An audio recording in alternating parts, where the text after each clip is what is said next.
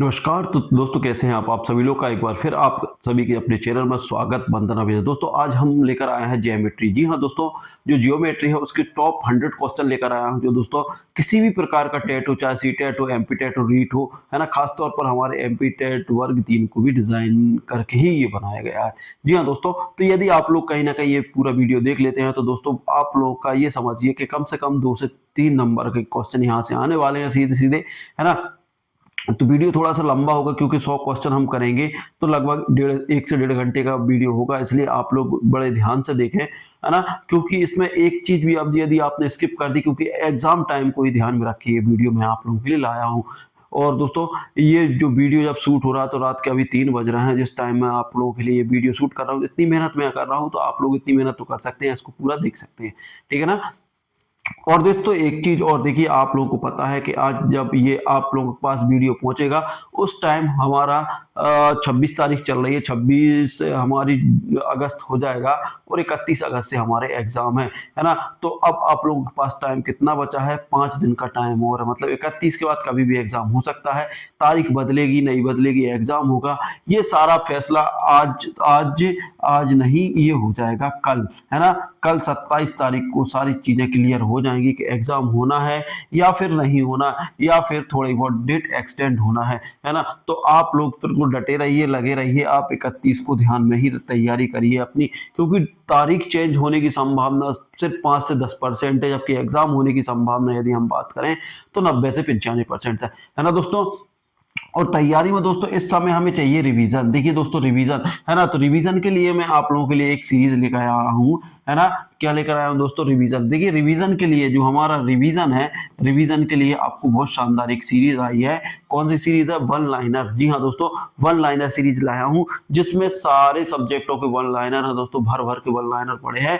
और दोस्तों इतना बड़ा भी नहीं है, वो इतना छोटा पैकेट है कि ये समझिए कि यदि अच्छा पढ़ने वाला व्यक्ति हो तो 2 से 3 दिन में इसको पूरा रिवीजन कर सकता है। जो आप लोगों ने पढ़ा है पूरा रिवीजन 3 दिन भी नहीं लग रहा है, मुश्किल से 2 दिन में आप लोग, यदि मान लो 10 घंटे आप लोग पढ़ते हो एवरेज में, तो 20 घंटे में लगभग निपट जाएगा, आपका पूरा रिवीजन हो जाएगा। और अभी चाहे आप तो आपका रिवीजन के बाद भी एक बार और रिवीजन कर सकते हैं, इतना अच्छा है कि इसमें सारे सब्जेक्ट निपट जाएंगे, ठीक है ना। तो इसलिए ये सीरीज बहुत इंपोर्टेंट हो जाती है दोस्तों, है ना।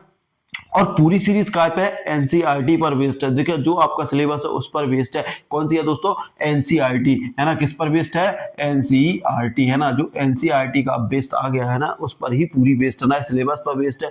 सारे क्वेश्चन बड़े वन लाइनर में है, फटाफट याद हो जाते हैं दोस्तों, ध्यान में भी रहते हैं। तो ये सारी चीजें। और दूसरी बात, जो ऑनलाइन आप लोगों के टेस्ट लेकर आया हूँ दोस्तों, रोज मैं एक 100 क्वेश्चन का टेस्ट ले के आया हूँ, है ना, जिसमें हमने विज्ञान भी कंप्लीट कर लिया है लगभग, है ना। सोशल साइंस के भी 1-2 टॉपिक कंप्लीट कर ले, आज मैथ्स का है, उसके बाद हम साइंस में जो बचा वो करेंगे, और सोशल साइंस मतलब 2-3 दिन में आपकी सारी विज्ञान सब चीजें खत्म हो जाएगी। और लास्ट में जिस दिन एग्जाम रहेगा दोस्तों उस दिन हम हिंदी पढ़ेंगे, ठीक है ना।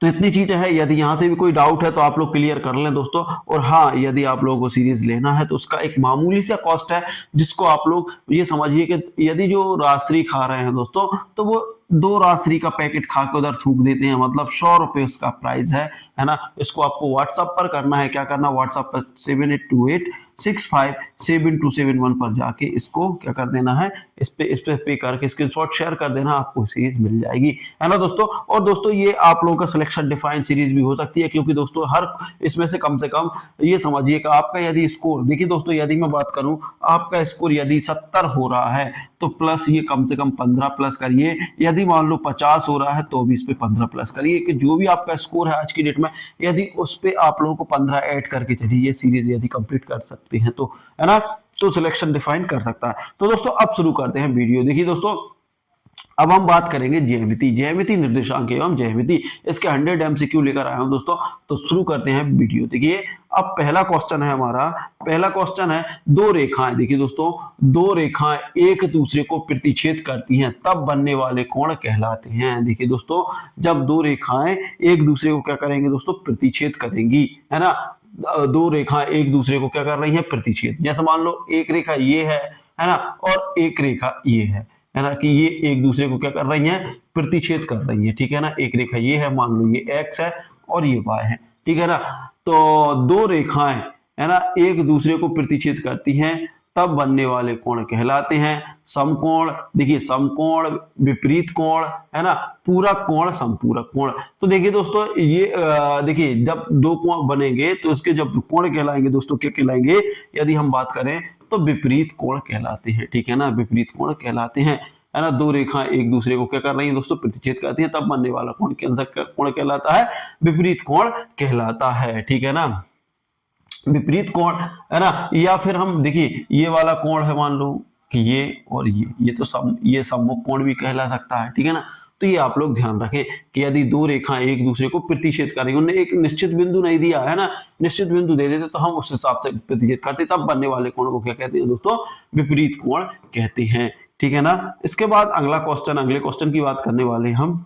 देखिए यदि दो रेखाएं समांतर हों तो उनके त्रियक कोण, देखिए दोस्तों दो रेखाएं एक दूसरे के कैसे हो, समांतर, है ना। तो दो रेखाएं हैं, इस तरीके की दो रेखाएं हैं। ठीक है ना दोस्तों, ये दो रेखाएं हैं, है ना, दो रेखाएं हैं तो उनके त्रियक कोण की बात कर रहा है ना। देखिए असमान होते हैं, है ना, समान होते हैं, पूरक होते हैं, इनमें से कोई नहीं। तो आप लोगों को आंसर देना है, यदि दो रेखाएं एक दूसरे समांतर हो तो उनके त्रियक कोण क्या रहेंगे वो आप लोगों को बताना है। तो देखिए त्रियक कोण इस तरीके से, जैसे मान लीजिए यहां से एक मैं लाइन खींचूं, ये है ना, ये लाइन, तो त्रियक कोण कौन से रहेंगे, ये वाला कोण और ये वाला कोण, ये वाला कोण और ये वाला कोण दोस्तों, ये वाला कोण और ये वाला कोण और ये वाला कोण और ये वाले कोण। तो दोस्तों देखिए ये वाला कोण यदि मान लो 90 डिग्री का है तो दोस्तों ये मान भी कितना होगा, 90 डिग्री का होगा। मान लो ये मान के चल रहा है, ये मान लो कितना है, 45 डिग्री का, तो दोस्तों ये भी कितने का होगा, 45 डिग्री। ये एकांतर कोण है ना दोस्तों। और ये वाला मान लो 60 डिग्री का है तो ये भी कितने का होना चाहिए, 60 का।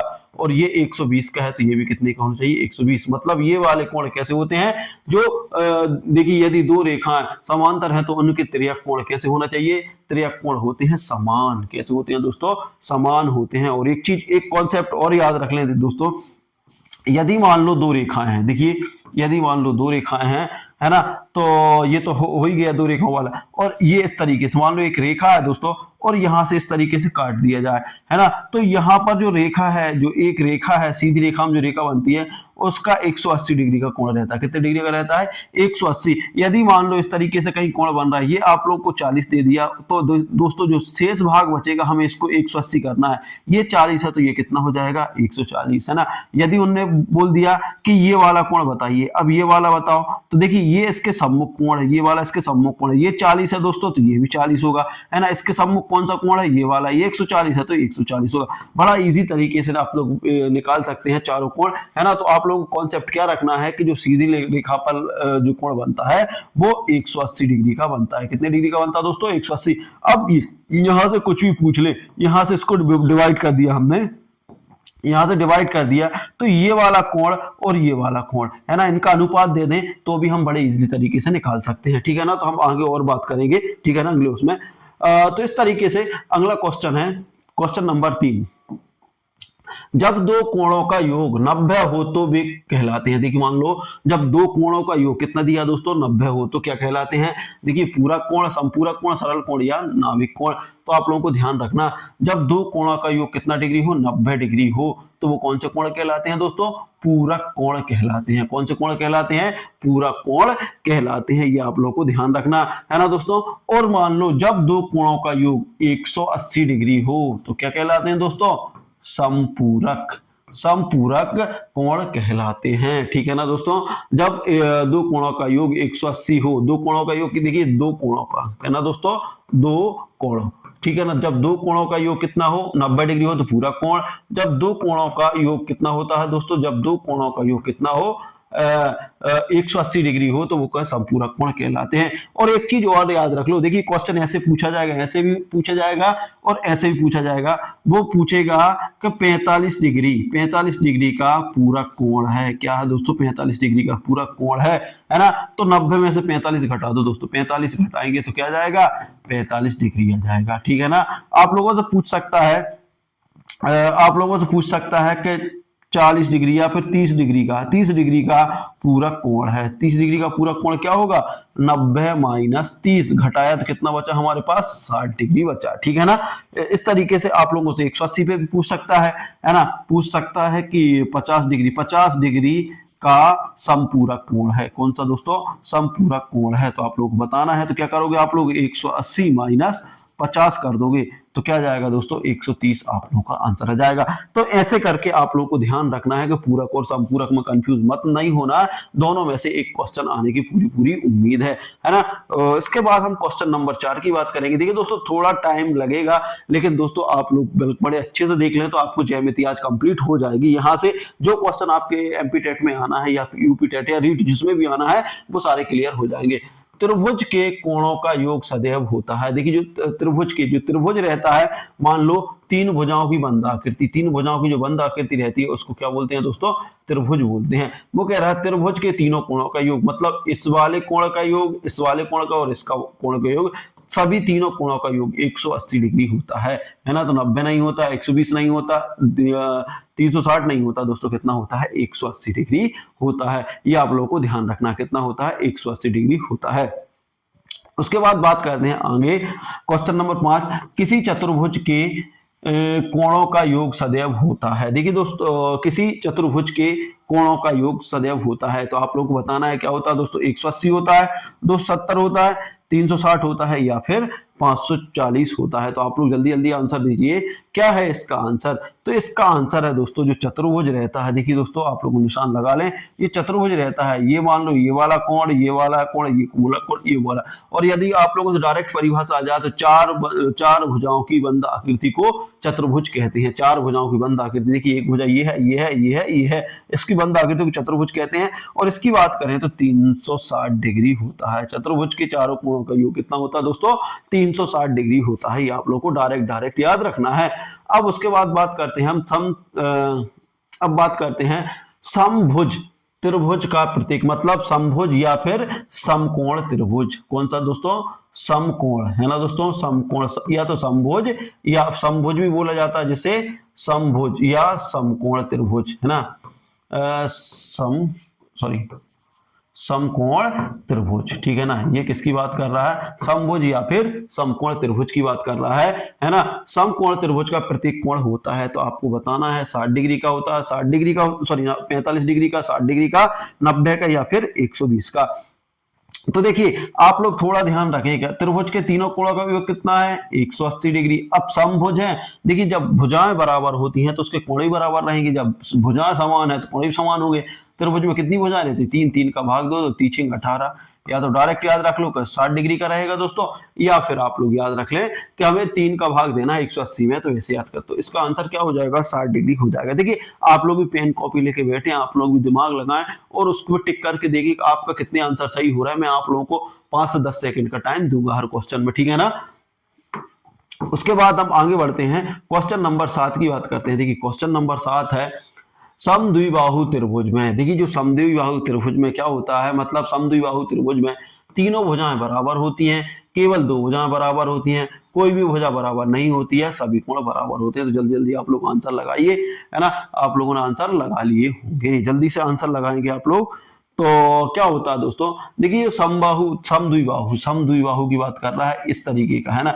इसकी ये वाली भुजा और ये वाली भुजा बराबर है, एक त्रिभुज है। तो समद्विबाहु मतलब सम मतलब समान, द्वि मतलब 2, बाहु मतलब रहता भुजाएं, 2 भुजाओं वाला त्रिभुज। समान 2 भुजाओं वाले त्रिभुज में क्या होगा दोस्तों, केवल 2 भुजाएं बराबर होंगी। तीनों भुजाएं बराबर होंगी तो ये तो बिल्कुल नहीं होगा, है ना। कोई भी भुजा बराबर नहीं, ये भी नहीं होगा, सभी कोण बराबर है, ये भी। तो आंसर क्या हो जाएगा हमारा, बी हो जाएगा, है ना। केवल 2 भुजाएं बराबर होगी। अब उसके बाद क्वेश्चन नंबर 8 की ओर चलते हैं दोस्तों अपन। 8 में क्या है दोस्तों, विषम बाहु त्रिभुज में। देखिए विषम बाहु त्रिभुज में क्या होता है, सभी भुजाएं बराबर होती हैं, 2 भुजाएं बराबर होती हैं, कोई भी भुजा बराबर नहीं होती और सभी कोण बराबर होते हैं। आप लोगों को बताना है विषम बाहु त्रिभुज में, जल्दी जल्दी आंसर लगाइए। देखिए जैसा कि इसके नाम है, नाम का मतलब विषम मतलब रहता है अलग अलग, बाहु मतलब भुजाएं। तो इसमें जब विषम बाहु त्रिभुज है तो इसमें क्या रहेगी, कोई भी भुजा, देखिए कोई भी भुजा बराबर नहीं रहेगी, सब भुजाओं की लंबाई अलग अलग रहेगी। तो ये आप लोगों को डायरेक्ट, देखिए कॉन्सेप्ट भी क्वेश्चन है। और दोस्तों जो वन लाइनर सीरीज है हमारी, उसमें मैंने जो मैथ्स के आपको फैक्ट दिए हैं, तो उसमें सारे फार्मूले हैं, सारे कॉन्सेप्ट हैं, चाहे त्रिभुज चतुर्भुज है ना, वृत्त, परिधि, जो भी चीजें हैं सबके कॉन्सेप्ट हैं, है ना, कॉन्सेप्ट पूरे हैं। यदि उनको भी कर लेते हो दोस्तों, तो आपके भले ही आपको गणित नहीं आता, कम से कम 10 नंबर आपके वहां से पक्के हो जाएंगे। तो आप लोग को ध्यान रखना है। देखिए अब ये टाइम है मोस्ट आईएमपी, और उसको करने में कितना टाइम लगेगा दोस्तों, ये उसको पढ़ने में मुश्किल से आपको 2 घंटे लगेंगे। 2 घंटे में यदि आप लोगों के 10 नंबर पक्के हो रहे हैं दोस्तों, तो बिल्कुल आप लोगों को जाना चाहिए, है ना, क्योंकि 100 रुपए की आजकल कीमत नहीं। क्यों रखा है दोस्तों, क्योंकि मैंने उसमें मेहनत भी बहुत की है ना। प्रत्येक एनसीईआरटी की सारी किताबों एनसीईआरटी को खंगाल डाला, उसके बाद वो फैक्ट बनाए हैं दोस्तों, है ना। तो आप लोग जाकर बिल्कुल वहां से परचेस कर सकते हैं। किस नंबर क्या रहेगा, 7828657271। और दोस्तों आप लोगों के लिए एक और खुशखबरी है। मैं दोस्तों देखिए आप लोगों को ध्यान में रख के रही, एक 28 तारीख, आज कितनी है, 26 है, 27 या 28 में, 27 या 28 में यदि मान लो कल एग्जाम डिक्लेयर होता है, तो 28 तारीख में या फिर 27 तारीख के शाम के मैं आप लोगों को एक कोर्स और लॉन्च कर रहा हूं, जो आप लोगों का रहेगा, ये समझिए कि रामबाण रहेगा, ठीक है ना दोस्तों, आपके सिलेक्शन का, जिसमें मैं 100 क्वेश्चन लेकर आऊंगा। 100 क्वेश्चन प्रत्येक सब्जेक्ट के, मोस्ट आईएमपी 100 क्वेश्चन। देखिए 100 क्वेश्चन कैसे रहेंगे, जैसे मान लीजिए विज्ञान है ना, तो विज्ञान में कितने सब्जेक्ट हैं, विज्ञान की बात करते हैं। देखिए विज्ञान में एक रहता है आपका फिजिक्स होता है ना, और एक होता है दोस्तों क्या, केमिस्ट्री होता है, और एक होता है बायो होता है, ठीक है ना। अब फिजिक्स में भी 2 पार्ट्सों में बटा है, तो 100 क्वेश्चन एक पार्ट के और 100 क्वेश्चन एक पार्ट के। वहीं केमिस्ट्री भी हमारा 2 पार्टों में बचा है, तो 100 क्वेश्चन एक पार्ट के, 100 क्वेश्चन एक पार्ट के। वहीं बायो की बात करते हैं, तो बायो हमारा 2 पार्टों में बटा है, तो 100 इसके 100 इसके, ऐसे करके यदि आप विज्ञान की बात करें तो विज्ञान में 600 क्वेश्चन हो जाएंगे, जो मोस्ट आईएमपी है दोस्तों, क्योंकि 600 इन सभी टॉपिकों से क्वेश्चन आने वाले, सबका निचोड़ जो सबसे आईएमपी क्वेश्चन है वो मैंने कलेक्ट कर लिए हैं। लगभग विज्ञान में 600 क्वेश्चन रहेंगे। और दोस्तों 600 क्वेश्चन पढ़ने में आपको टाइम कितना लगेगा, यदि टाइम की बात करें तो टाइम मुश्किल बात कर रहा हूं कि 1 से 1.5 घंटा लगेगा। ये हमें 2 दिन में रिवीजन का, ये जो हम लॉन्च करने वाले हैं, है ना, जो कोर्स में लॉन्च कर रहा हूं, वो है 2 दिन के लिए। 2 दिन का टाइम चाहिए आपको, 2 दिन में पूरा रिवीजन कम से कम 2-3 बार कर लोगे। एक सब्जेक्ट में 2 घंटे, एक सब्जेक्ट में, जैसे विज्ञान आपका केमिस्ट्री है, सॉरी विज्ञान है, विज्ञान में आपको कितने लगेंगे दोस्तों, मुश्किल से 2 घंटे, ठीक है ना। वही बात करूं सोशल साइंस में भी यही कंडीशन है, उसमें भी 2 घंटे, 4 घंटे हो गए। उसके बाद सोशल साइंस के बाद पहुंचे अपन हिंदी, तो हिंदी में तो बहुत कम लगना है, 1-1.5 घंटा ही लगना है ना, तो ऐसे करके 5 घंटे हो गए। उसके बाद मैथ्स है, तो 1 घंटा मैथ, मतलब 4 से 5 घंटे में आप उनका अच्छे से रिवीजन कर सकते हो, पूरी किताब आपकी रिवीजन हो जाएगी। तो उसके लिए यदि आप लोग चाहते हैं तो अभी से उसकी बुकिंग हो रही है ना, उसकी बुकिंग भी बहुत जल्द स्टार्ट कर दी जाएगी। तो आप छोटा सा, उसका कॉस्ट बहुत छोटा सा रखा है ना, तो उस कॉस्ट पर भी आप उसको परचेस कर सकेंगे, ठीक है ना। तो उसके बाद बात करते हैं हम, देखिए अब हम पहुंचते हैं पाइथागोरस प्रमेय। देखिए पाइथागोरस प्रमेय लागू होती है, देखिए लागू होती है पाइथागोरस प्रमेय किस पर लागू होती है, आप लोगों को बताना है। समभुज त्रिभुज पर, है ना, समद्विबाहु त्रिभुज पर, समकोण त्रिभुज पर, या विषमबाहु त्रिभुज पर, तो आप लोगों को बताना है पाइथागोरस प्रमेय। पाइथागोरस प्रमेय क्या होती है दोस्तों, पाइथागोरस प्रमेय होती है कर्ण का वर्ग बराबर लंब का वर्ग प्लस आधार का वर्ग। ये पाइथागोरस प्रमेय का स्टेटमेंट है ना। ये किस पर लागू होती है, तो आप लोग जल्दी बताएं किस पर लागू होती है दोस्तों, समकोण त्रिभुज पर। किस पर होती है दोस्तों, समकोण त्रिभुज पर पाइथागोरस प्रमेय लागू होती है। ये आप लोगों को ध्यान रखना है, ये स्टेटमेंट जरूर याद कर लें, है ना, कि कर्ण का वर्ग बराबर लंब का वर्ग प्लस आधार का वर्ग, ये इसका ही है पाइथागोरस में। ये डायरेक्ट ही पूछ सकते हैं कि ये समीकरण किसका है, स्टेटमेंट किसका है ना। अगला क्वेश्चन है हमारा, अगला क्वेश्चन दोस्तों, त्रिभुज असमता प्रमेय कहलाती है। देखिए त्रिभुज की जो असमता प्रमेय है वो कहलाती है, क्या कहलाती है, किसी भी 2 भुजाओं का योग तीसरी भुजा से बड़ा होता है, ठीक है ना। किसी भी 2 भुजाओं का योग तीसरी भुजा से बड़ा होता है, ठीक है ना। किसी भी 2 भुजाओं का योग तीसरी भुजा से छोटा होता है, भुजाएं बराबर होती हैं, कोणों का योग 180 है। असमता, जल्दी त्रिभुज की असमता क्या कहती है, देखिए जल्दी, त्रिभुज प्रमेय, त्रिभुज असमता, जो त्रिभुज है असमता प्रमेय कहती है, क्या कहती है, जो क्वेश्चन नंबर है ए, त्रिभुज की असमता प्रमेय कहती है कि जैसे मान लीजिए ये त्रिभुज है, त्रिभुज ए बी सी है। तो इसका इनका कहने का मतलब ये वाला कोण और ये वाला, मतलब किसी दो कोण है ना, कोण को इस तरीके से दर्शाते हैं, कोण ए प्लस कोण बी का योग हमेशा बड़ा रहेगा किससे, कोण सी से। कोण सी रहेगा दोस्तों, कोण सी बड़ा रहेगा, आप लोगों को ध्यान रखना है। और ये कंडीशन हर कोण के साथ है, एक कोण के साथ नहीं है दोस्तों, हर कोण के साथ रहेगी, है ना। ये बड़े का निशान है तो ये बड़ा रहेगा कोण बी से, है ना दोस्तों। वही बात करते हैं हम, देखिए कोण बी प्लस कोण सी, जो कोण प्लस बी प्लस सी का मान हमेशा बड़ा रहेगा कोण ए से। वही बात करते हैं कोण ए प्लस कोण सी, है ना, कोण ए प्लस सी का मान हमेशा बड़ा रहेगा किसके, कोण बी के। तो ये है कि दो कोणों का योग तीसरे कोण से हमेशा बड़ा रहता है, ठीक है ना, तो ये ध्यान रखना। और वैसा ही इसका उल्टा भी होता है दोस्तों, दो कोणों का अंतर हमेशा तीसरे कोण से छोटा रहता है। यदि हम दो कोणों का अंतर निकालें तो उसका मान तीसरे कोण से छोटा ही आएगा। तो क्या रहेगा क्वेश्चन, देखिए दो कोणों का अंतर, है ना, दो कोणों का अंतर, जैसे मान लो कोण ए माइनस कोण बी का यदि हम मान निकालते हैं तो ये किससे छोटा आएगा, कोण सी से छोटा आएगा, ठीक है ना।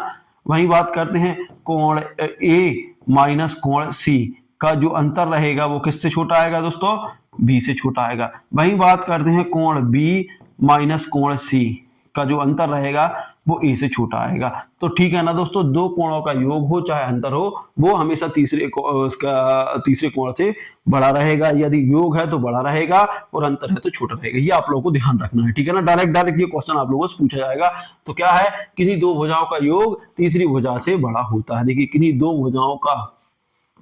भुजाओं का योग तीसरी भुजा से बड़ा होता है दोस्तों।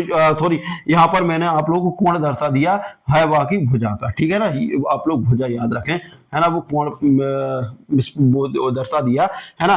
तो ये क्या है, इसको एक बार और देख लो कि दो भुजाएं कौन सी हैं, ये वाली, यही कंडीशन, हाँ दोस्तों कोण में भी यही होती है ना, जो कोण रहता है उसमें भी कंडीशन ये रहती है कि दो कोणों का योग जो रहता है तीसरे कोण से या तो बड़ा रहेगा या बराबर रहेगा या छोटा नहीं रहेगा।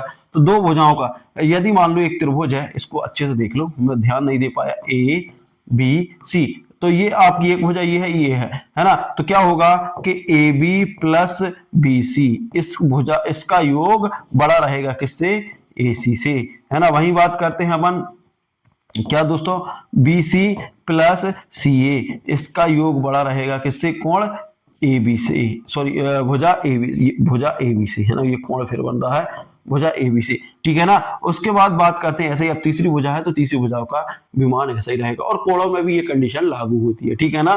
सिर्फ समकोण त्रिभुज में क्या होता है कि दो कोणों का योग तीसरे कोण के बराबर होता है, दोनों कोणों का योग। उसके बाद बात करते हैं आगे दोस्तों, आगे बात करने वाले हैं त्रिभुज की ऊंचाई होती है, जो त्रिभुज रहता है उसकी ऊंचाई होती है। कोण द्विभाजक, है ना, त्रिभुज की ऊंचाई कोण द्विभाजक होती है, लंब रेखा होता है, माध्यिका होती है, इनमें से कोई नहीं। तो जल्दी जल्दी आप लोग बताएं क्वेश्चन नंबर 11 क्या होता है दोस्तों। देखिए जो कोण, देखिए एक त्रिभुज है, मान लो ये त्रिभुज है, ठीक है ना दोस्तों, ये त्रिभुज है ना। अब वो कह रहा है त्रिभुज की ऊंचाई, अब ऊंचाई कहां जाएगी दोस्तों, यहां से नापी जाती है, ये ऊंचाई है, ये h है ऊंचाई। तो ये क्या है दोस्तों, जब त्रिभुज की ऊंचाई क्या है दोस्तों, लंब रेखा होती है, इस पर क्या है, लंब रेखा होती है, और यहाँ पर इस रेखा पर भी कितने डिग्री का कोण बनाती है, 90 डिग्री का कोण बनाती है ना। और जिस कोण से ये लंब रेखा डालती है उस कोण को ये समद्विबाहु मतलब समान दो कोणों में विभाजित कर देती है। जैसे मान लो इस वाले पूरे कोण की बात करें, मान लो ये कोण मान लो 120 डिग्री का है, तो ये वाला भी कितना हो जाएगा 60, और ये वाला भी 60। तो ये आप लोग ध्यान रख लें, है ना, कि त्रिभुज की ऊंचाई होती है, कैसी होती है दोस्तों, लंब रेखा होती है, लंब रेखा होती है। और लंब जब डाला जाता है, किसी भी रेखा के ऊपर जब लंब डाला जाता है तो वो उसको कितने डिग्री पर कोण काटता है, 90 डिग्री पर काटता है, कितने डिग्री पर, 90 डिग्री पर काटता है। तो ये आप लोग ध्यान रख लें। इसके बाद हम देखेंगे नेक्स्ट क्वेश्चन। तो नेक्स्ट क्वेश्चन क्या है दोस्तों हमारा,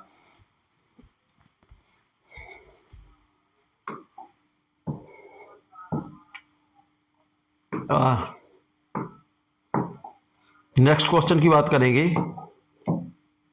देखिए सर्वांग सम त्रिभुज में, जो सर्वांग सम त्रिभुज है दोस्तों, उसमें क्या होता है, केवल कोण बराबर होते हैं, केवल भुजाएं बराबर होती हैं, है ना, कोण बे भुजाएं दोनों बराबर होती हैं, इनमें से कोई नहीं।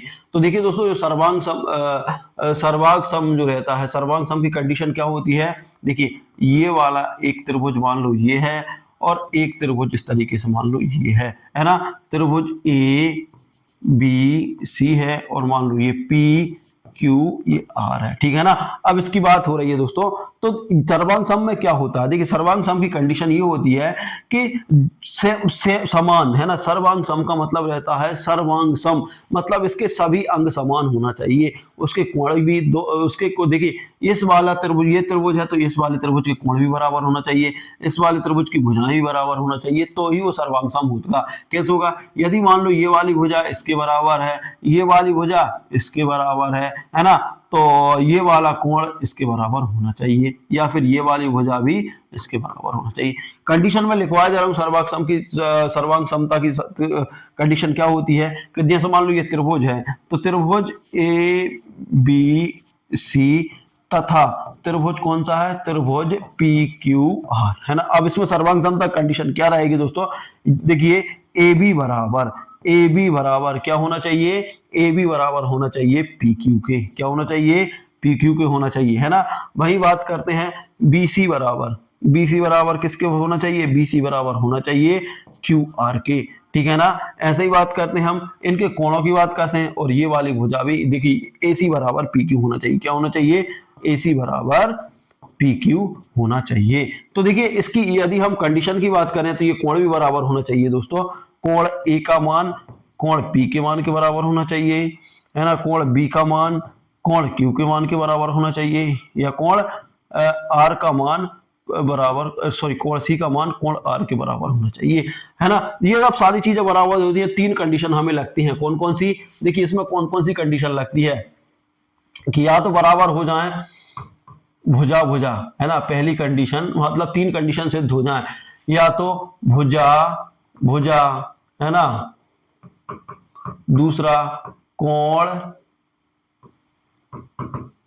कोण, है ना, और तीसरी है भुजा भुजा भुजा।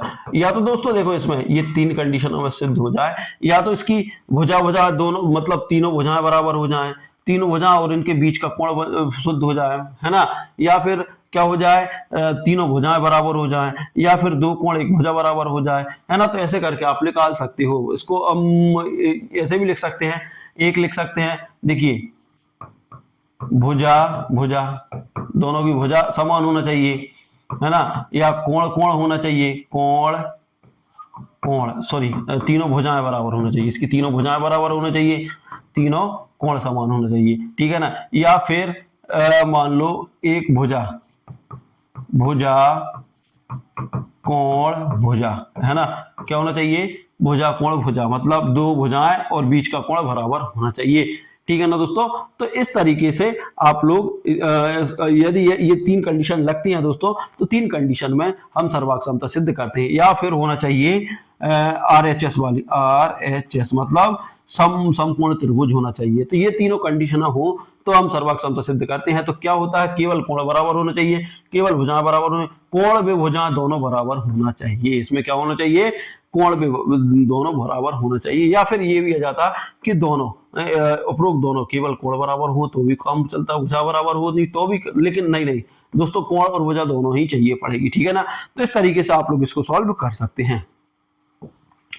अब क्वेश्चन नंबर बात करते हैं हम त्रिभुज की सर्वांग समता की कसौटी। देखिए त्रिभुज की देखिए त्रिभुजों की सर्वांग समता कसौटी है कौन कौन सी है? देखिए अब भी हाल हमने देखा, भुजा भुजा होती है ना, साइड एंगल साइड होती है, साइड साइड होती है, एंगल एंगल साइड होती है ना, कसौटी नहीं है, ठीक है ना। तो ये आप लोग को ध्यान रखना है। देखिए ये क्या है? साइड एंगल मतलब भुजा, कोण एंगल मतलब कोण, और उसके बाद भुजा, ठीक है ना दोस्तों। वही बात करते हैं साइड साइड मतलब भुजा भुजा, है ना। जब भुजा भुजा बराबर हो तो भी हो जाएगा काम, ठीक है ना। जब एंगल साइड एंगल मतलब कोण भुजा कोण, है ना, ये तीनों हो तो भी हो जाएगा। तो ये भी है, ये भी सही, ये भी सही है। गलत कौन सा है? जब कोण कोण बराबर होंगे तो त्रिभुज कैसा नहीं होगा? सर्वांग समता नहीं होगी, सर्वांग समता की ये कसौटी नहीं है। ये आप लोगों को ध्यान रखना है, ठीक है ना। नहीं नहीं नहीं सॉरी, भुजा भुजा है, आप एंगल एंगल भी है, कोण कोण भी है, ये भी है, ये भी है, कोण भुजा कोण ये भी है। यहाँ पर दोस्तों ये इन लोगों ने गड़बड़ दे दिया, यहाँ साइड एंगल साइड है ही, साइड साइड भी है, एंग कोण कोण भुजा कोण भी है, ठीक है।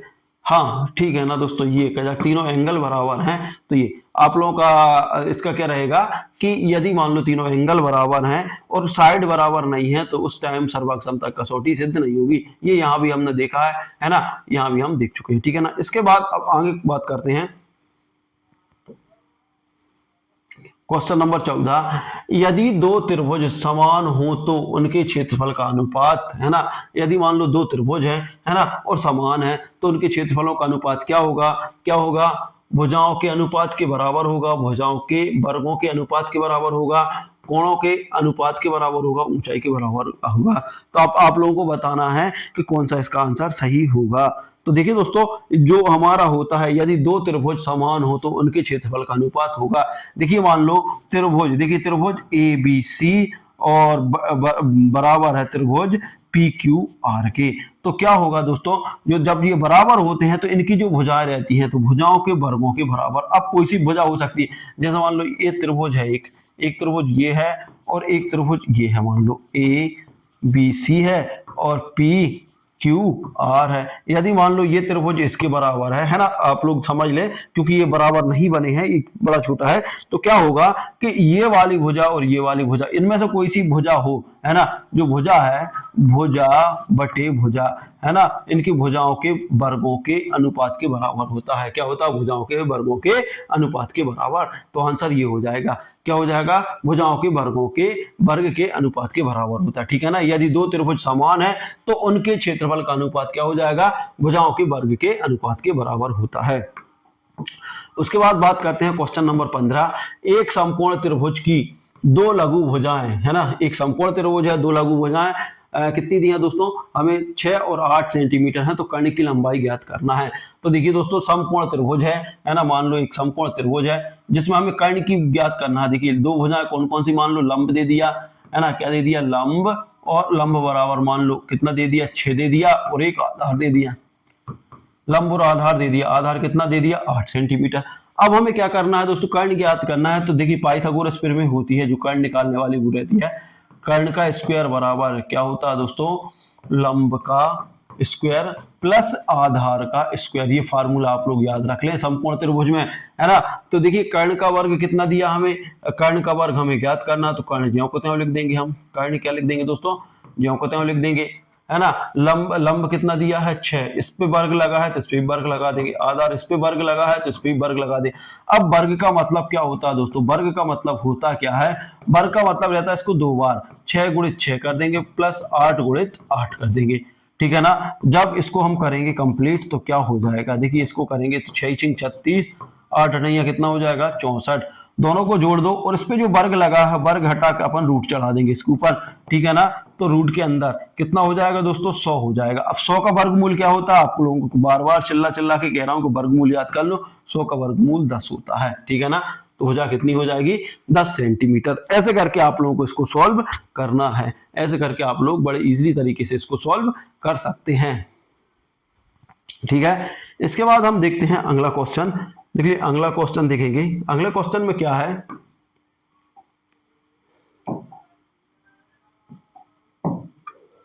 आगे है चतुर्भुज का कोण योग गुण है। देखिए चतुर्भुज है उसका कोण गुण योग क्या है दोस्तों, 90 डिग्री का, 180 डिग्री का, है ना, और 270 डिग्री का या फिर 360 डिग्री, जल्दी से आंसर बताइए। तो देखिए चतुर्भुज के चारों कोणों का योग कितना होता है, ये आप लोग को याद होना चाहिए दोस्तों, यही इसका योग है, गुण है। चतुर्भुज के चारों कोणों का योग होता है 360 डिग्री, हमने पहले ही इसको सॉल्व कर लिया है।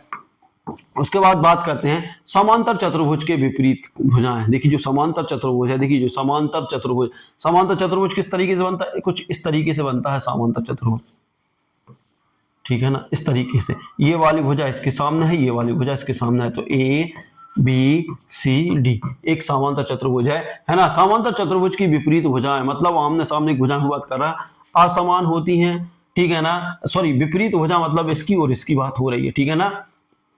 केवल समांतर होती हैं, केवल बराबर होती हैं, तो आप लोगों को बताना है समांतर और बराबर दोनों होती हैं। जल्दी से आप लोग टिक करें। विपरीत भुजा है, सॉरी आमने सामने की बात हो रही है, ये भुजा और ये वाली भुजा के सामने की बात हो रही। तो ये भुजा देखिए एक दूसरे के समांतर हैं। सबसे पहले तो बात करें एक दूसरे के समांतर हैं, है ना, एक समांतर एवं बराबर होती है, और ये वाली भुजा इसके बराबर भी होती है, ये ध्यान रख लें। आमने सामने की ये वाली भुजा देखिए, ये वाली भुजा इसके बराबर रहेगी और ये वाली भुजा इसके बराबर रहेगी। तो जो आमने सामने या विपरीत भुजाएं क्या रहेंगी दोस्तों, समांतर चतुर्भुज में एक दूसरे के बराबर रहती हैं, ठीक है ना दोस्तों। क्या रहती है, समांतर और एक दूसरे के बराबर रहती है। समानांतर से रहेंगी दोस्तों, यहाँ के बीच की दूरी बराबर रहेगी, मतलब समांतर और बराबर। तो आंसर क्या हो जाएगा, समांतर एवं बराबर। समांतर चतुर्भुज में विपरीत भुजाएं कैसी होती हैं, समांतर और बराबर होती है, ठीक है ना। आयत के विकर्ण, आयत के विकर्ण जो रहते हैं, जो आयत रहता है दोस्तों, अगला क्वेश्चन है हमारा, देखिए अगले क्वेश्चन की बात करते हैं। आयत के विकर्ण बराबर होते हैं, असमान होते हैं, है ना, बराबर नहीं होते, है ना, और उसके बाद इनमें से कोई नहीं। तो देखिए आयत कुछ इस तरीके से होता है।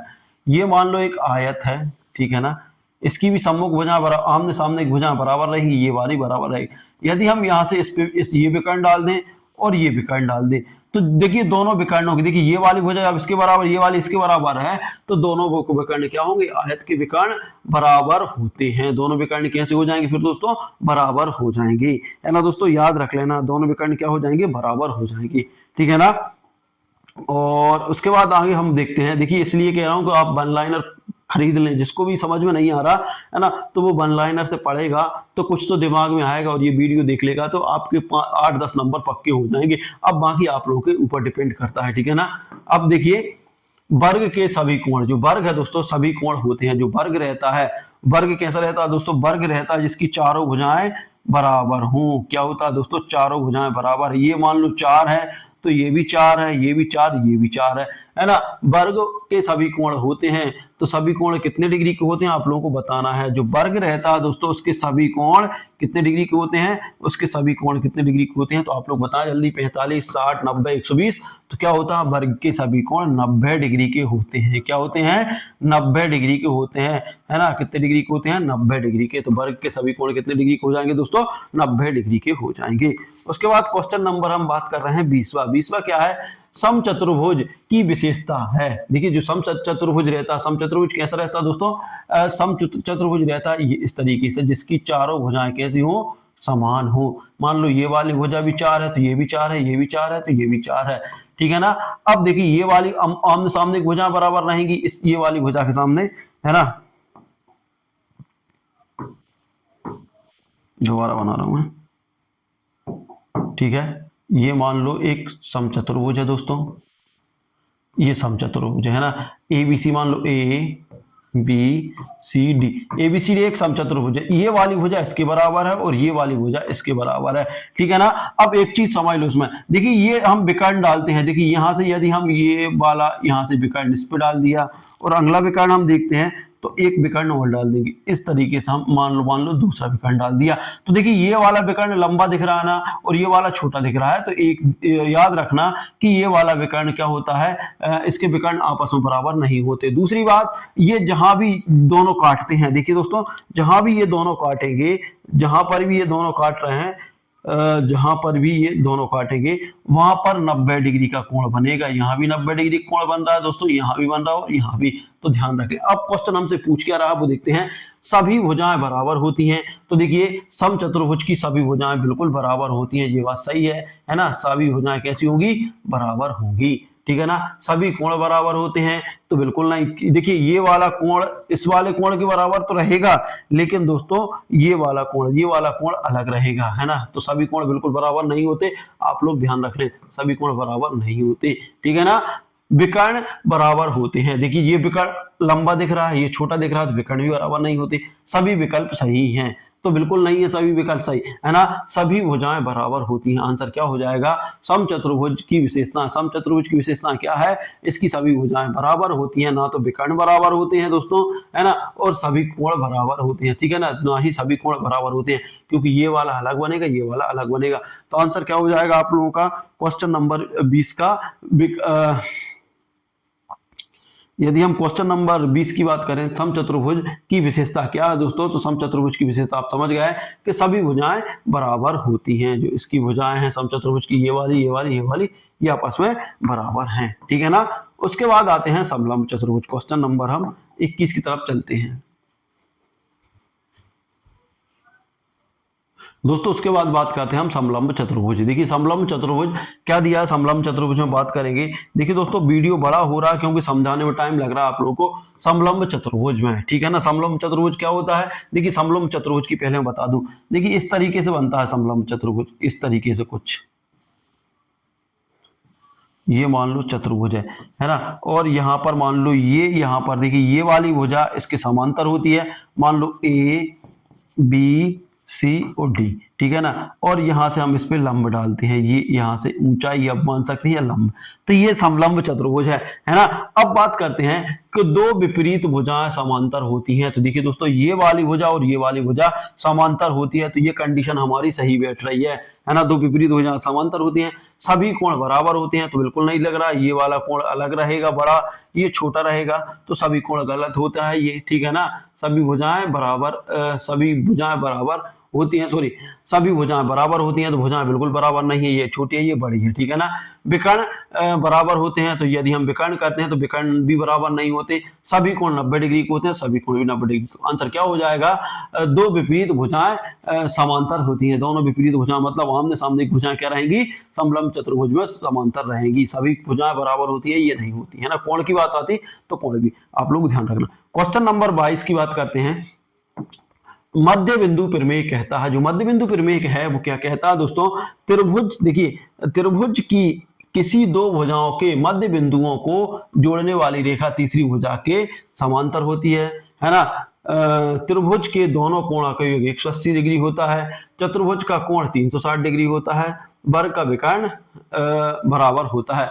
क्यों मध्य बिंदु प्रमेय क्या कहता है, तो देखिए बात मध्य बिंदु प्रमेय की हो रही है, तो देखिए मध्य बिंदु प्रमेय इस तरीके की होती है। जैसे मान लो ये त्रिभुज है दोस्तों, ये त्रिभुज है ना, ये है ए बी सी। अब मध्य बिंदु प्रमेय ये कहती है कि ये वाली जो देखिए ये वाली रेखा और ये वाली रेखा कि यहां से मध्य में से एक बिंदु खींच दिया गया है, ये बिंदु है, मध्य बिंदु है, ये इसका बिंदु है, मतलब ये हम मान सकते हैं डी और ये मान सकते हैं ई, है ना। ए बी का मध्य बिंदु डी है और ए सी का मध्य बिंदु ई है।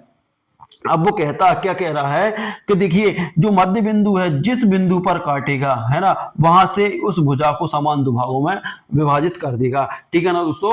और ये वाली भुजा जो भुजा है उसके सम्मुख भुजा के समानानुपात में होता है या समांतर होता है। तो क्या है कि त्रिभुज की दो भुजाओं के मध्य बिंदु को जोड़ने वाली रेखा, ये जोड़ने वाली रेखा तीसरी भुजा के समांतर होती है, मतलब इसके ये समांतर हो जाती है।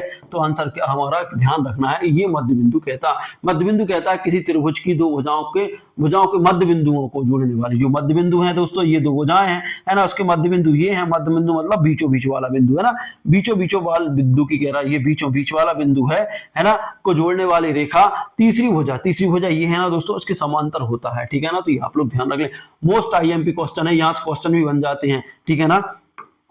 उसके बाद क्वेश्चन नंबर हम बात करेंगे अगला, यदि दो समांतर चतुर्भुज एक ही आधार पर और एक ही समांतर रेखाओं के बीच हो तो, है ना, ये मान लो दो समांतर चतुर्भुज हैं, है ना, एक ही आधार पर, है ना, दो चतुर्भुज हैं, समांतर चतुर्भुज, जैसे मान लो ये समांतर चतुर्भुज है ना, अब एक ही आधार है और एक ही रेखा पर बने हैं, तो क्या होगा वो हमें वो ध्यान रखना है, ठीक है ना।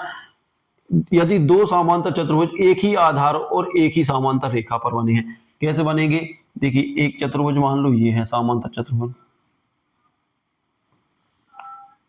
ठीक है ना, और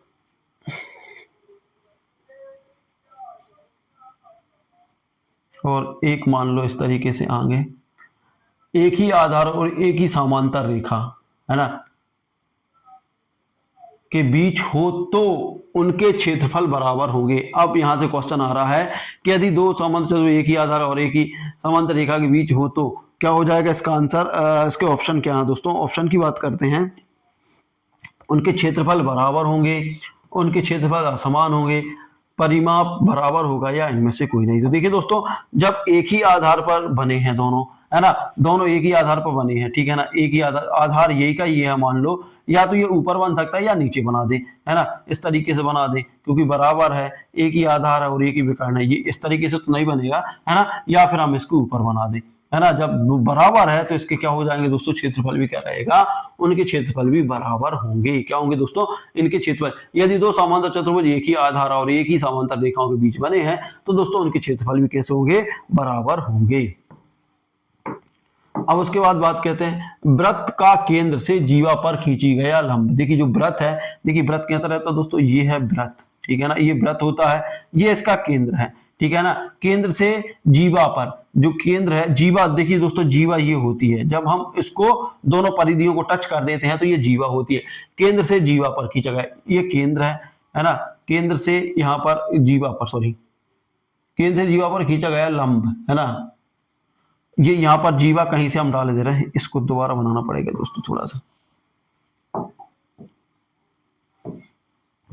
देखो ये वृत्त है ना, और ये इसका केंद्र है, ये क्या दोस्तों? केंद्र है। इसको क्या बोलते हैं? इसको बोलते हैं परिधि।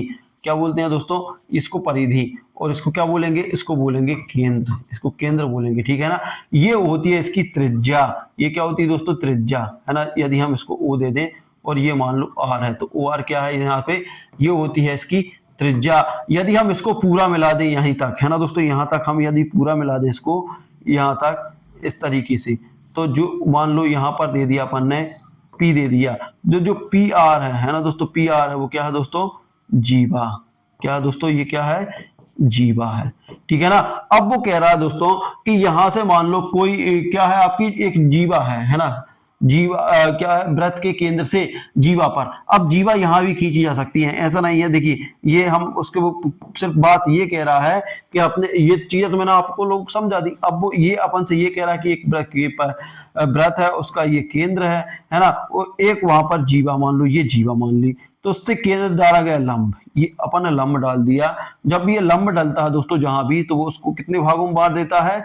देखिए इसका 90 डिग्री के कोण पर तो बांटता ही है, और साथ ही जहां भी लंब डलेगा उस रेखा को समद्वि भागों में विभाजित कर देता है। तो जीवा को समद्विभाजित कर देगा, ठीक है ना दोस्तों। जीवा क्या कर देगा? समद्विभाजित, मतलब समान दो भागों में बांट देगा। उसके बाद बात करते हैं नेक्स्ट, किसी वृत्त की समान जीवाओं के केंद्र से दूरी। यदि मान लो किसी वृत्त की समान जीवाओं से केंद्र की दूरी समान होती है, असमान होती है, अधिक होती है, कम होती है। देखिए दोस्तों, एक मान लो ये वृत्त हो गया, है ना, अब ये मान लो केंद्र हो गया, ठीक है ना। तो वो क्या रहा है? किसी वृत्त की समान जीवाओं की केंद्र से दूरी। समान जीवा मान लो यहां पर है, एक जीवा ये मान लो 8 सेंटीमीटर है, और मान लो एक यहाँ ये भी 8 सेंटीमीटर है। तो ये कह रहा है कि यहां से जो केंद्र है ना, ये केंद्र ओ से यहां तक की दूरी यदि मान लो ये है, तो यहां तक की दूरी हमें बताना है। ये मान लो कि यहाँ है ना, तो ये इसका मिड पॉइंट है, ये मिड पॉइंट है। तो ये वाली लंबाई किसकी बात कर रहा है? ये वाली लंबाई, और ये वाली लंबाई पूछ रहा वो, ये वाली लंबाई कैसी होती है? तो देखिए दोस्तों, समान, जब ये 8 है तो ये भी 8 है ना, दोनों 8 की बात कर रहे हैं। जब ये 8 है तो ये बराबर है, तो ये भी बराबर है, तो क्या हो जाएगा दोस्तों? समान होती है। किसी वृत्त की समान जीवाओं की केंद्र से दूरी समान होती है, ठीक है ना। वृत्त की स्पर्श रेखाएं वृत्त को छूती हैं। देखिए दोस्तों, जो वृत्त की स्पर्श रेखाएं हैं, जैसे मान लो ये वृत्त है, ये वृत्त है ना दोस्तों, क्या है? ये वृत्त है। अब हम बात करते हैं इसकी स्पर्श रेखाएं। स्पर्श रेखा इस तरीके से होती है ना, सॉरी, इसको वृत्त को क्या हो जाएगा दोस्तों? हम वृत्त बनाएंगे। देखिए ये मान लो ये वृत्त है, ठीक है ना।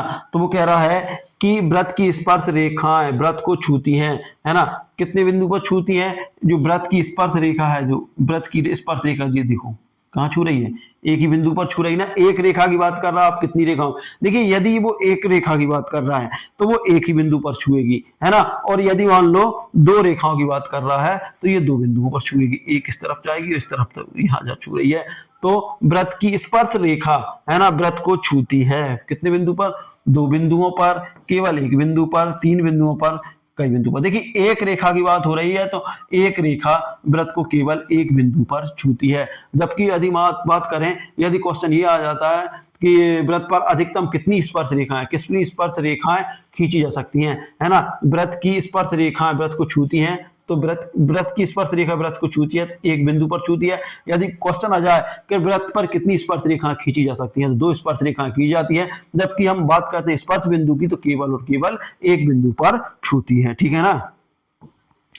अब अगला हम देखते हैं, वृत्त की एक बिंदु से अधिकतम कितनी स्पर्श रेखाएं खींची जा सकती हैं। तो देखिए दोस्तों, वृत्त के एक बिंदु से, वृत्त की एक बिंदु से, है ना, अब बिंदु कौन सा दिया, बाहर, है ना, वृत्त के एक बिंदु से वृत्त पर कितनी, देखिए ये वृत्त है और मान लो यहाँ पर एक बिंदु है, बिंदु से यहाँ तक कितनी स्पर्श रेखा, ये एक स्पर्श रेखा, ये वाली स्पर्श रेखा। देखिए स्पर्श का मतलब रहता है छूना, ऐसा नहीं होना चाहिए कि स्पर्श के ये नहीं होगा, ये इसकी छेदक रेखा हो गई, है ना। तो कितनी जगह छू रही है, ये दो, है ना। तो वृत्त की देखिए वृत्त की एक बिंदु से अधिकतम कितनी स्पर्श रेखाएं हो सकती हैं, खींची जा सकती हैं, दो स्पर्श रेखाएं खींची जा सकती हैं, ठीक है ना। तो ये आप लोगों को ध्यान रखना है।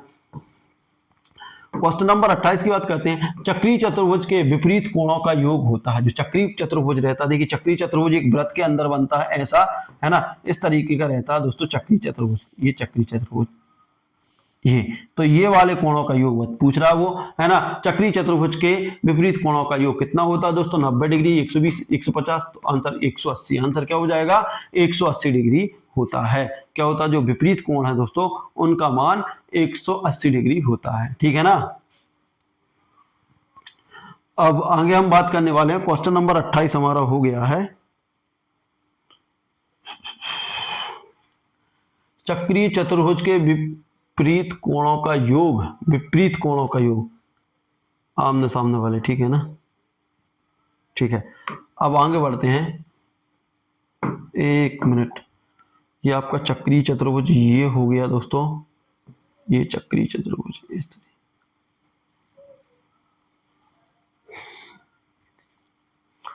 चक्रीय चतुर्भुज के विपरीत कोणों का योग, विपरीत मतलब आमने सामने का योग, हाँ दोस्तों, ठीक है, 180, ठीक है, हटाओ। अब उसके बाद बात करते हैं हम, देखिए अर्धवृत्त में खींचा गया कोण सदैव होगा। जो अर्धवृत्त है दोस्तों उसमें खींचा गया कोण, देखिए आधा वृत्त, एक मान लो वृत्त है इस तरीके से, ये वृत्त है ना, अब ये हमने कर दिया आधा, ठीक है ना।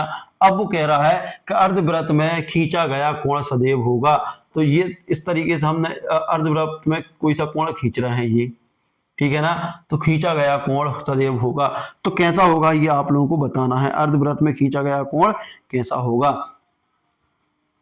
बात करते हैं, देखिए 30 डिग्री, 45 डिग्री, 60 डिग्री, या उसका क्या हो जाएगा दोस्तों 90 डिग्री।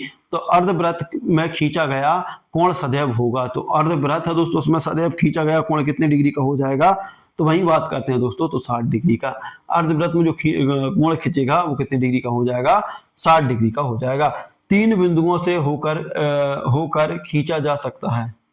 देखिए तीन बिंदुओं से, जो तीन बिंदु हैं दोस्तों, तीन बिंदु है ना, तीन बिंदु से 1 2 3, तीन बिंदुओं से होकर एक वृत्त खींचा जा सकता है। क्या खींचा जा सकता है, केवल एक वृत्त, दो वृत्त, अनंत वृत्त, कोई वृत्त नहीं, तो केवल क्या हो जाएगा, आंसर क्या हो जाएगा, केवल एक वृत्त खींचा जा सकता है। तीन बिंदुओं से होकर केवल एक वृत्त खींचा जा सकता है।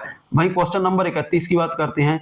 अब देखिए यहाँ से बिंदु 0 0 कहलाता है। देखिए ये क्वेश्चन मोस्ट आईएमपी है, मूल बिंदु क्या कहलाता है, मूल बिंदु या फिर ओरिजिन बिंदु कहलाता है। 0 0 यहाँ से क्वेश्चन बनने की पूरी उम्मीद है। अब हम आ गए ज्यामिति, उसमें आ गए है ना, निर्देशांक ज्यामिति में, ठीक है ना। तो निर्देशांक ज्यामिति में बिंदु 0 0 क्या कहलाता है, मूल बिंदु कहलाता है। ये आप लोगों को ध्यान रखना है। दो बिंदुओं x1 y1 और x2 y2 के बीच की दूरी क्या होती है, तो इसका फार्मूला आप लोग डायरेक्ट याद रख लें, ये होती है, ये होती है, ये होती है। तो इसका फार्मूला ये रूट के अंदर क्या होता है, x2 - x1 का होल स्क्वायर, y2 - y1 का होल स्क्वायर। ये दूरी का फार्मूला डायरेक्ट याद रख लें आप, x2 - x1 का whole square plus y2 - y1 का होल स्क्वायर। देखिए जो वन लाइनर है इसमें सारी चीजें मेंशन है, जो चीज यहाँ मिल रही वो सारी चीजें वहां पे आपको मिल जाएंगी, ठीक है ना। और वहां से आप याद करके यहाँ से बहुत अच्छे से दे सकते हैं।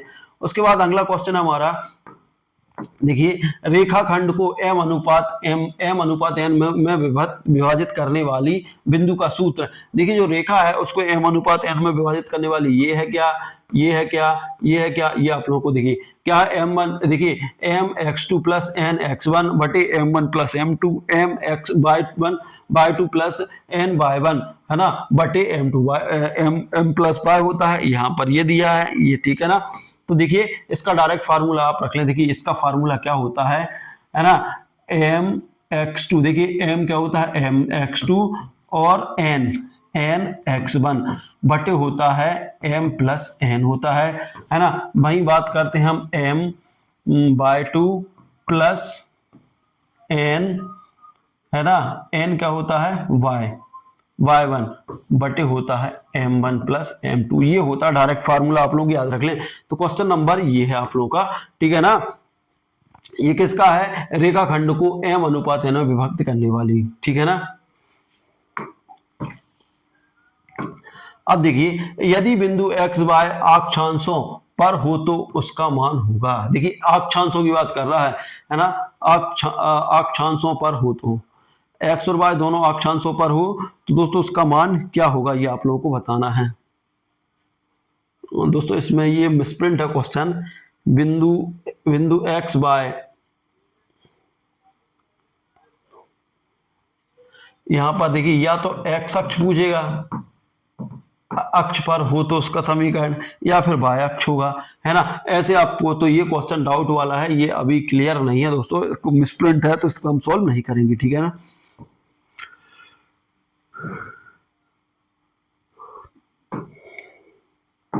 इसका समझ लें, देखिए यदि वो अपन से कह देता कि यदि बिंदु x y में यदि x अक्ष पर हो, है ना, किस पर हो, x अक्ष पर हो तो इसका मान हो जाएगा, देखिए x अक्ष पर होगा तो मान क्या हो जाएगा, x और 0 हो जाएगा।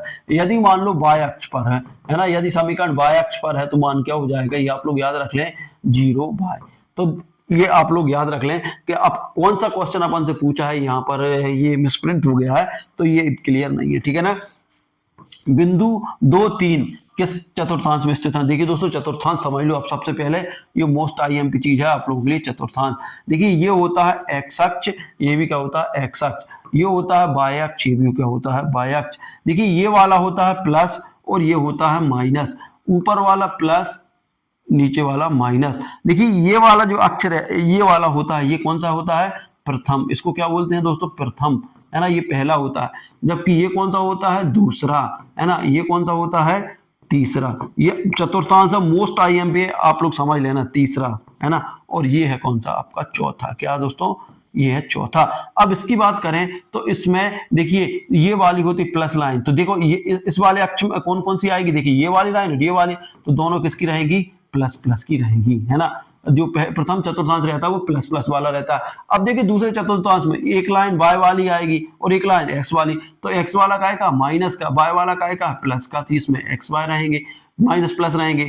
दूसरे वाले में देखिए एक चीज है, लिखने का तरीका एक्स वाई ही है, हमेशा लिखा जाएगा तो पहले एक्स का मान फिर वाई का मान, है ना। वहीं तीसरे वाले पे आते हैं तो देखिए ये वाली लाइन किसकी है, एक्स की है, तो एक्स का मान माइनस है, ये वाली लाइन किसकी है, वाई की, तो वाई का मान भी माइनस है ना। तो ये क्या रहेगा, ये भी कैसा रहेगा, एक्स वाई, ये माइनस प्लस रहेगा, सॉरी यहाँ पर,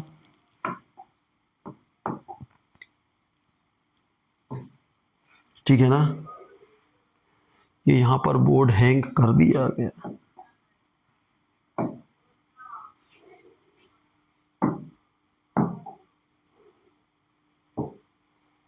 ठीक है। देखिए चतुर्थांश बना रहे हैं हम, बोर्ड गड़बड़ कर रहा था इसलिए इसको मिटा दिया, ये ठीक है ना। तो ये हमारा क्या है, ये वाई अक्ष है, ये भी वाई अक्ष है, ये हमारा एक्स अक्ष है। देखिए एक्स अक्ष आड़े में होता है, ध्यान रख लें, और वाई अक्ष खड़े में होता है ना। एक्स अक्ष को बोलते हैं क्या, एक्स अक्ष को बोलते हैं भुज और वाई अक्ष को बोलते हैं कोटि। ये आप पूरा क्लियर हो जाएगा यहाँ से। देखिए ये हो गया। अब हम बात करते हैं, देखिए ये हो गया ना। अब हम बात करते हैं, ये हमारा रहता है प्रथम, कौन सा रहता है दोस्तों, प्रथम चतुर्थांश। देखिए ये वाली, देखिए इस वाले प्रथम में ये वाली लाइन और ये वाली लाइन दिखेगी। पहले देखिए लिखने का तरीका क्या है, एक्स और वाई, पहले एक्स का मान लिखाएगा फिर वाई का मान लिखाएगा। तो एक्स क्या है इसमें, प्लस का है ना। वाई क्या है इसमें, ये भी प्लस का है। देखिए पहले x का मान है और ये y का मान है, समझ लेते जाना, है ना। ये अपना कौन सा है दोस्तों, ये है अपना दूसरा, दूसरे की बात करते हैं तो देखिए पहले ये वाला कौन सा मान है, ये वाली भुजा आएगी और ये वाली भुजा आएगी, तो ये काय का है माइनस का x हो गया और प्लस का y हो जाएगा, है ना। तो आप लोग ऐसे रख ले x का ये y का मान, ठीक है ना। तीसरे में पहुंचते हैं तो देखो ये वाली भुजा है, ये वाली भुजा काय की है, ये वाली भुजा भी माइनस की, ये वाली भुजा भी माइनस की, तो आप लोग याद रख ले ये कौन सा है अपना तीसरा, है ना। तो x का मान भी माइनस रहेगा और y का मान भी माइनस। अब चौथे में पहुंचते हैं तो देखिए ये वाली x वाली भुजा काय की है, प्लस की है, और ये वाली भुजा काय की है, माइनस की है। तो इसका हम बात करते हैं यदि मान लीजिए चौथे की, तो चौथे में क्या हो जाता है दोस्तों, जो चौथा रहता है उसमें प्लस माइनस हो जाता है, मतलब x का मान प्लस और y का मान माइनस रहेगा। और एक चीज और समझ लो दोस्तों कि ये वाला जो x का मान रहता है उसको बोलते हैं भुज, क्या बोलते हैं, भुज। और जो y का मान रहता है उसको बोलते हैं कोटि। तो यहां से भी डायरेक्ट क्वेश्चन पूछ लिया जाता है ना, भुज कोटि। अब क्वेश्चन पूछ रहा है कि 2 और 3 किस निर्देशांक में स्थित हैं, तो किस निर्देशांक में, देखो प्लस का 2 दिया है और प्लस का ही 3 दिया है, तो प्लस का 2 3 कहां होंगे, प्लस के 2 3 होंगे इसमें। देखिए ये भी x भी प्लस y भी प्लस, तो यहाँ भी 2 और 3 दोनों यहाँ होंगे, तो कौन सा है, प्रथम। किस में होंगे दोस्तों, प्रथम में होंगे, याद रख लेना। और यदि यहाँ तो क्वेश्चन पूछ ले कि भुज कितना है इसमें, यदि हम भुज की बात करें तो भुज कितना है 2, और कोटि की बात करें तो कोटि कितनी है दोस्तों, इसमें कोटि है 3। तो ये आप लोगों को याद होना चाहिए ये चीजें, ठीक है ना। तो इस तरीके से इसका आंसर क्या हो जाएगा, प्रथम। उसके बाद बात करते हैं हम, देखिए त्रिभुज क्या दिया, त्रिभुज जिसका शीर्ष है ना, त्रिभुज है, मान लो एक त्रिभुज है, ये इस तरीके का त्रिभुज है, इनके शीर्ष दिए हैं, है ना। ये दिया x1 y1 इसका दिया है मान लो, है ना। यहाँ पर x2 y2 दिया है और यहाँ पर दिया है x3 y3 ये दिए हैं, है। तो उसका क्षेत्रफल हमें ज्ञात करना है दोस्तों। तो उसके क्षेत्रफल का डायरेक्ट आप लोग फार्मूला ज्ञात कर लें, ये आपका फार्मूला है त्रिभुज का, है ना। 1/2 x1 y2 minus y2 minus y3 plus वही होता है y2, देखिए वही क्या होता है x2, है ना, x3 माइनस, देखिए ये क्या है, यहाँ मिसप्रिंट है, y3 माइनस y1, ठीक है ना, वही होती है x3, है ना। तो x1 माइनस x2, ऐसे करके आप लोग ये फार्मूला रख ले, है ना। ये 1 लाइनरों में सारे फार्मूले लिखे हैं, सारे नोट है, सारी चीजें क्लियर है, आपको कुछ नहीं करना, सिर्फ वहां से रिवीजन करना है। रिवीजन कर लोगे दोस्तों डायरेक्ट आपके 10 नंबर क्लियर होने वाले हैं। उसके बाद बात करते हैं हम रेखा m, देखिए रेखा क्या दिया है, रेखा y बराबर mx प्लस c में m दर्शाता है, m क्या दर्शाता है आप लोगों को बताना है, ठीक है ना। यदि हम क्वेश्चन नंबर 37 की बात करते हैं, देखिए एक हमें समीकरण देके रखा है, y बराबर mx प्लस c में m दर्शाता है, ये आपको दर्शाता है क्या, ढलान दर्शाता है क्या, ठीक है ना, स्लोप दर्शाता है, x अवरोधक दर्शाता है, त्रिज्या दर्शाता है, या फिर y अवरोधक दर्शाता है। तो क्वेश्चन नंबर 37 का आप लोग दिमाग लगाइए क्या हो सकता है। तो जो x है दोस्तों, जो x है वो क्या दर्शाएगा, हमें ढलान दर्शाएगा, स्लोप दर्शाता है, क्या दर्शाता है, स्लोप दर्शाता है। जब हम चतुर्थांश की बात करते हैं तो x का मान क्या रहता है, x का मान देखिए इस तरीके से ये रहता है। यदि हमें कोई y का मान है और यहाँ पर x का मान मान लो m कुछ ही मिल गया, तो y से हम इस तरीके से यहाँ से जब इसको मिलाएंगे तो ये हमें क्या मिल रहा है दोस्तों, ढलान। तो क्या दर्शाता है, ढलान दर्शाता है, ठीक है ना। वही बात करते हैं मूल बिंदु से गुजरने वाली रेखा का समीकरण। देखिए मूल बिंदु, है ना, मूल बिंदु से गुजरने वाली रेखा का समीकरण। अब मूल बिंदु से गुजर रही है रेखा, है ना, तो क्या हो जाएगा, y बराबर mx, क्या हो जाएगा आंसर, y बराबर mx प्लस c, y बराबर x बराबर 0, y बराबर 0। दो बात होती है मूल बिंदु से गुजरने वाली। तो देखिए मूल बिंदु से जब गुजरेगा तो y बराबर mx c हो जाएगा, क्योंकि देखिए दोस्तों मूल बिंदु से गुजर रही है ना। तो उसका क्या हो जाएगा, mx c, mx y बराबर mx हो जाएगा, ठीक है ना। यदि दो रेखाएं लंब हो तो उनके ढलान का गुणनफल होगा, सॉरी ढाल का गुणनफल होगा। देखिए दो रेखाएं कैसी हो, लंबवत हो। जैसे मान लो एक ये है लंबवत, एक ये है ना, तो उनके ढाल का गुणनफल मतलब इनका गुणनफल होगा, क्या होगा, देखिए एक होगा, 0 होगा, 1 होगा, -1 होगा, या फिर अनंत होगा। तो आप लोगों को ध्यान रखना है यदि दो रेखाएं लंब हो, ठीक है ना, तो उनके ढाल का गुणनफल, जो उनके ढाल है दोस्तों उनका गुणनफल आप लोगों को बताना है। क्या होगा दोस्तों, उनके गुणनफल की बात करते हैं। यदि दो रेखाएं लंब हो, है ना, एक दूसरे पर ये लंब है, तो उनके ढाल मतलब इसका गुणनफल होगा, है ना, इसका गुणनफल मतलब कर्ण का गुणनफल होगा। तो कर्ण का गुणनफल क्या होगा ये आप लोगों को बताना है, ठीक है ना। तो यहाँ से हमें ये दोस्तों ये डाउट वाला क्वेश्चन है, तो अभी मैं इसको थोड़ा सा हम लोग इसको मैं वेट करेंगे, इसके बाद मैं आपको क्लियर करके बताऊंगा, क्योंकि ये डाउट है ना। ये पहला क्वेश्चन है जो ऐसा डाउट वाला, ठीक है। इसके बाद हम बात करेंगे आगे, इसको मैं आप लोगों के लिए नेक्स्ट वीडियो रहेगा उसमें इस क्वेश्चन को जरूर लेकर आऊंगा। क्वेश्चन नंबर 39, x1 बाय 1 और x2 बाय 2 को जोड़ने वाली रेखा का मध्य बिंदु। देखिए दोस्तों मध्य बिंदु का सीधा समीकरण रहता है x1 प्लस x2 और बटे कितना होता है 2, वही होता है बाय 1 प्लस, देखिए बाय वन प्लस बाय 2 और इसका बटे भी क्या होता है 2। तो आप लोगों का सीधा सीधा आंसर है x1 प्लस x2 बटे 2, बाय 1 प्लस बाय 2 बटे 2 जोड़ने वाली रेखा का मध्य बिंदु है। तो यार ये भी नहीं है, ये भी नहीं है, ये भी नहीं है, ठीक है ना। तो आप लोगों को याद रखना है, ठीक है ना। हम आज 85 क्वेश्चन करेंगे क्योंकि दोस्तों टाइम बहुत हो गया है ना, वीडियो बढ़ जाएगा।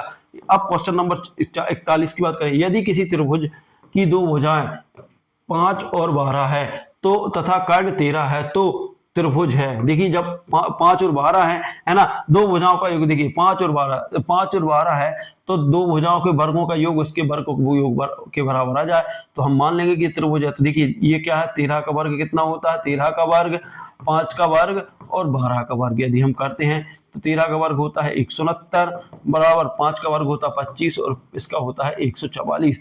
जब इनको जोड़ेंगे तो ये भी 169 आ जाएगा और ये भी 169 आ जाएगा, मतलब दो भुजाओं का के वर्गों का योग, ठीक है ना। कर्ण के वर्ग का योग दो भुजाओं के वर्गों के योग के बराबर होना चाहिए। तो ये कौन सा दोस्तों, कौन सा है, समकोण त्रिभुज है। क्या है दोस्तों, समकोण त्रिभुज है, समकोण त्रिभुज है, ठीक है ना। उसके बाद बात करते हैं समद्विबाहु। देखिए समद्विबाहु समकोण त्रिभुज में कर्ण की लंबाई होती है, जो समद्विबाहु समकोण त्रिभुज है दोस्तों, समद्विबाहु समकोण त्रिभुज में कर्ण की लंबाई होती है, ये आप लोगों को बताना है। तो कर्ण की लंबाई क्या होती है, ए होती है, अंडर रूट ए होती है, अंडर रूट 2a होती है, ये होती है। तो देखिए समद्विबाहु त्रिभुज रहता है, देखिए समद्विबाहु ऐसा रहेगा इस तरीके का, ये वाली भुजा ये वाली बराबर है ना, और कर्ण वाला इस तरीके से हम यहाँ से डाल देंगे, ठीक है ना। यहाँ से डालेंगे तो जब इसका कर्ण की बात आती है तो इसकी, है ना, इसकी भुजा रहेगी अंडर रूट 2a, क्या होगा, अंडर रूट 2, ये वाली भुजा होती है अंडर रूट 2a होती है, ठीक है ना। त्रिभुज की मध्य का प्रतिच्छेद करती है, जो त्रिभुज है उसकी मध्य का प्रतिच्छेद करती है। कहाँ प्रतिच्छेद करती है, लंब केंद्र पर। देखिए लंब केंद्र पर, है ना, गुरुत्व पर, परिकेंद्र पर, अंतः केंद्र पर। तो आप लोगों को बताना है कि त्रिभुज की मध्य का कहाँ छेद करती है, ये हमें बताना है। त्रिभुज की मध्यिका की बात करते हैं तो गुरुत्व केंद्र पर, है ना, कहाँ छेद करती है, लंब केंद्र पर। तो ये है आपकी, मान लो एक त्रिभुज बना दे रहा हूं मैं, देखिए दोस्तों ये है अपना त्रिभुज, ठीक है ना। अब बात हो रही है यहाँ पर बना दे रहा हूं, देखो ये है अपना, मान लो त्रिभुज है। अब मध्यिका, तो देखिए यहां से जो त्रिभुज है यहां से एक मध्यिका डाल देंगे, है ना, यहां से एक मध्यिका डाल देंगे और यहां से मध्यिका डाल देंगे। तो ये जो बिंदु है इसको किस अनुपात में बांटता है, 1:3, है ना, 1:2, है ना, ये भी 1:2 और ये भी 1:2 में, है ना। तो ये जहां भी विभक्त करती है वो कहता है गुरुत्व केंद्र। क्या होता है, गुरुत्व केंद्र होता है। कौन सा केंद्र होता है, गुरुत्व केंद्र होता है, मतलब जीआई में विभक्त करती है। तो ये आप लोग को ध्यान रखना है, ठीक है ना। 44, समभुज त्रिभुज का क्षेत्रफल। जो समभुज त्रिभुज है दोस्तों उसका क्षेत्रफल बताना आप लोगों को। समभुज, है ना, समभुज त्रिभुज मतलब समभुज की बात, समकोण त्रिभुज की बात कर रहे हैं, है ना। समबाहुभुज त्रिभुज की बात कर, समद्विबाहु या समभुज त्रिभुज का क्षेत्रफल भुजा ए है तो क्या रहेगा दोस्तों, कर्णी 3/4 इंटू ए स्क्वायर। क्या रहेगा, कर्णी 3/4 इंटू भुजा ये स्क्वायर, है ना। समबाहुभुज के जो समबाहुभुज है ना, समभुज या समबाहुभुज का बताना हमें। तो समबाहुभुज बोल सकते हैं इसको, समबाहुभुज या त्रिभुज का क्षेत्रफल। तो ये आंसर क्या हो जाएगा, कर्णी 3/4 इंटू भुजा स्क्वायर, ये इसका फार्मूला होता है। वही बात करते हैं 45, किसी त्रिभुज का परिकेंद्र स्थित होता है, परि मतलब रहता है बाहर, है ना, केवल त्रिभुज के अंदर, केवल बाहर, अंदर या बाहर दोनों में, सदैव शीर्ष पर। तो ये क्या रहेगा दोस्तों, सदैव शीर्ष पर। आप लोगों को ध्यान रखना है, जो परिकेंद्र रहता है ना, जो परिकेंद्र रहता है दोस्तों, त्रिभुज का परिकेंद्र, एक मिनट, त्रिभुज का परिकेंद्र है ना, परि मतलब बाहरी, केंद्र, परिकेंद्र कहाँ रहता है दोस्तों, तो सदैव अंदर या बाहर। ठीक है, ये क्वेश्चन ये नहीं है दोस्तों, इसका आंसर ये है अंदर या बाहर। जो परिकेंद्र, देखिए त्रिभुज कैसा बनता है, देखिए एक क्या बनता है, एक ये बनता है, देखिए इस तरीके से बनता है, ये हो गया परिकेंद्र है ना, यहाँ से, और एक होता है त्रिभुज के अंदर बनता है ये वृत्त, अंतःवृत्त और परिवृत्त। ठीक है ना, तो त्रिभुज केंद्र का त्रिभुज का परिकेंद्र स्थित होता है अंदर या बाहर, ये दोनों हो सकता है। ठीक है ना, एक बाहर हो सकता है, एक अंदर हो सकता है, ध्यान रख ले, तो अंदर या बाहर। यदि देखिए यदि अंतःव्रत है ना, तो अंदर रहेगा, और परिव्रत है तो बाहर रहेगा, ये आप लोग ध्यान रख लें। ठीक है ना, उसके बाद बात है समांतर चतुर्भुज का क्षेत्रफल। समांतर चतुर्भुज का क्षेत्रफल क्या होता है दोस्तों, ये आप लोगों को बताना है ना। जो समांतर चतुर्भुज का क्षेत्रफल रहता है तो वो आप लोगों को बताना है। समांतर चतुर्भुज का क्षेत्रफल का आधार गुणित ऊंचाई होता है, क्या 1/2 आधार गुणित ऊंचाई होता है, विकर्ण होता है, या फिर इनमें से कोई नहीं। तो क्वेश्चन नंबर 46 का आंसर आप लोग दीजिए, तो इसका आंसर होता है आधार गुणित ऊंचाई। क्या होता है दोस्तों, आधार गुणित ऊंचाई। समांतर चतुर्भुज का क्षेत्रफल होता है आधार गुणित ऊंचाई। उसके बाद क्वेश्चन नंबर 47, आयत का क्षेत्रफल। देखिए दोस्तों, आयत का क्षेत्रफल, आयत का क्षेत्रफल क्या होता है, लंबाई गुणित चौड़ाई, 1/2 लंबाई गुणित चौड़ाई, विकर्ण, इनमें से कोई नहीं। तो आंसर क्या हो जाएगा, आयत का क्षेत्रफल जो होता है लंबाई गुणित चौड़ाई होता है। ठीक है ना, उसके बाद बात करते हैं, देखिए डायरेक्ट ये फार्मूले हैं। वर्ग का क्षेत्रफल, वर्ग का क्षेत्रफल क्या होता है दोस्तों, भुजा गुणित भुजा। क्या होता है दोस्तों, भुजा गुणित भुजा होता है। ठीक है ना, या फिर हम बोल सकते हैं भुजा का स्क्वायर। ठीक है ना, भुजा का स्क्वायर, भुजा किससे दर्शाते हैं, ए से, तो ए का स्क्वायर। आंसर क्या आ जाएगा हमारा, ए का स्क्वायर। ठीक है ना, सम चतुर्भुज का क्षेत्रफल, सम चतुर्भुज का क्षेत्रफल क्या रहता है, तो आप लोगों को बताना है। ये होता है, ये होता है, ये होता है, ये होता है 1/2 गुणित पहला विकर्ण, जो विकर्ण है दोस्तों, विकर्ण है ना, विकर्ण 1 का स्क्वायर इंटू विकर्ण क्या रहेगा, विकर्ण 2 का स्क्वायर। ठीक है ना, ये आप लोगों का।